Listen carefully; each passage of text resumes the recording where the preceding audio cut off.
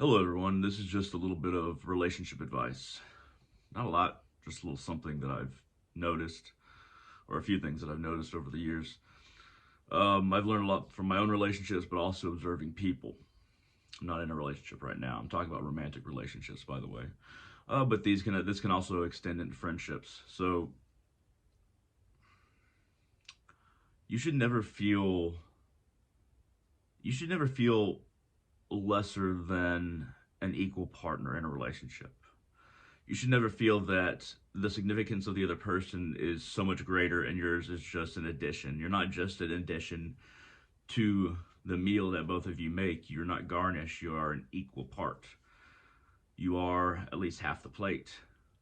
Don't imagine you're less than half the plate or that your half is not wholesome, not healthy, unless you notice your half is not healthy and then you work on it, but never feel like the other person is so great and that you are so small. If you feel that, you might want to reanalyze your own self worth and why you think of yourself in this or that way. Um, a relationship is also uh, a project of equal duties. Two people are going to be good at different things. Two people are going to realize what they can do in a relationship while the other person does the other half. Nowadays, there's a lot of ways that can happen. It's not the traditional. I'm not even going to say the traditional ideas because we all know, but you naturally fall into sync with someone else, and you naturally pick up where they loosen, and they pick up where you loosen. So I think I might have said the same thing twice. You understand? Each of you picks up the slack where the other one is failing, as far as not necessarily emotionally, but as far as activities in a relationship when it comes to work, when it comes to getting things done, stuff like that. If you should never be with somebody, you should never be with somebody that you're obsessed with. That won't make either one of you happy in the long run. The person that you're obsessed with it'll go to their head and they'll never be satisfied, and you will live a life feeling that you are shooting for the sun, but you just can't get close enough. There's a lot of there's a lot of mystery applied to very non mystical things about people. For instance, somebody might get obsessed with how somebody, how they look at you, or how they smile, or how they trail off, or how they're mysterious with exactly with what they're saying. They're alluding to something that you don't know about.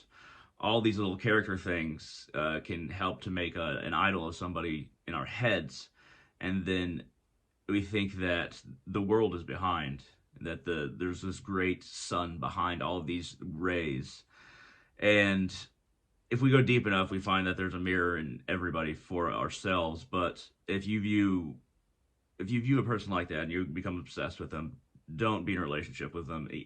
You're not going to listen to that advice, but check to see if you're obsessed with somebody.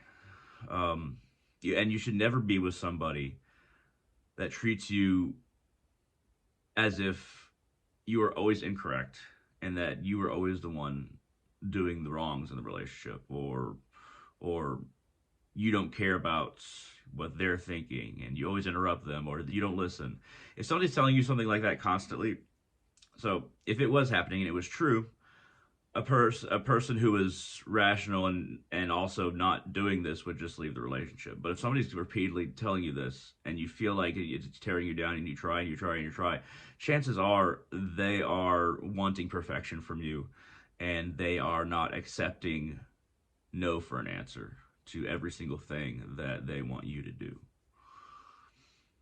Um, as an individual, you have to be okay with being by yourself before you find somebody that you can be equals with, you can have a good relationship with. I can work with friendships too. You'll find that time alone for long periods of time allow you to see exactly where you get what from the world and others. It's healthy.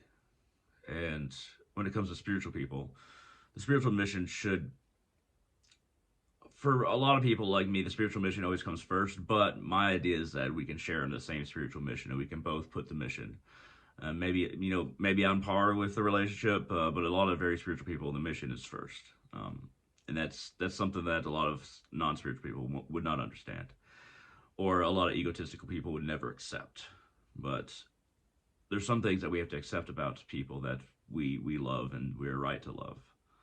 Um, so those were just a few of my ideas about a little bit of relationship advice. I just wanted to give a little bit of relationship advice here because I think there's a few people that I know that need it, that I've known for quite a while.